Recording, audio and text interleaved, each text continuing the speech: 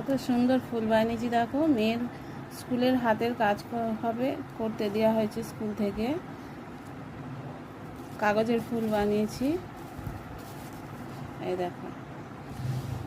এগুলো হচ্ছে পাতা, এগুলো এই দেখো ফুলের ডান্ডি তৈরি করছি এগুলো দিয়ে। এই দেখো পুরোটা করি, তারপর দেখাচ্ছি তোমাদের কেমন হয়েছে, অবশ্যই কমেন্ট করে জানাবে। তো এই দেখো আমি ফুলদানিটা এবার সাজিয়ে নিচ্ছি। তো আমার ফুলদানিটা কেমন হয়েছে বন্ধুরা অবশ্যই কমেন্ট করে জানাবে।